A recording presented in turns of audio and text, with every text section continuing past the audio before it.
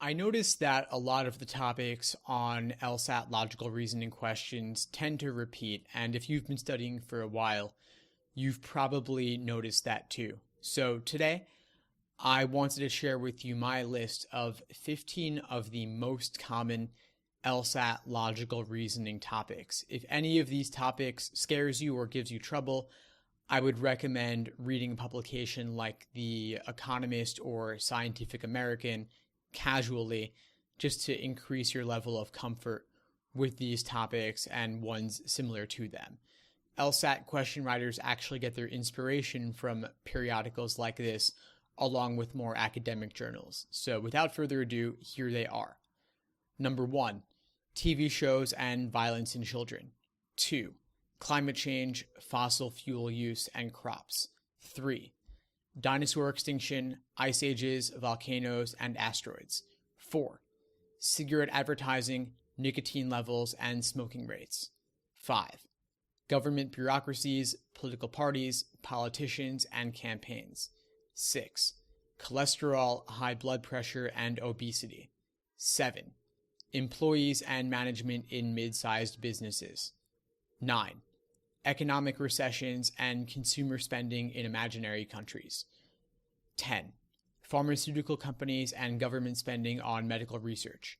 11, industry's pollution of the environment and its responsibility to clean it up. 12, vaccines, bacteria, and viruses. 13, government support of academia, artists, and aesthetics. 14, planets, moons, and brown dwarf stars. 15, morality, criminals, law enforcement, and law-abiding citizens. Now, you might notice a couple of things these topics all have in common. One of them might just be that you think these topics are boring, and fair enough. 2 of the most difficult LSAT logical reasoning questions ever were actually about brown dwarf stars, and if you Google LSAT brown dwarf, you'll find the citations. But one other thing these topics all have in common is that they are relatively unlikely to provoke an emotional response from the test taker. That's you.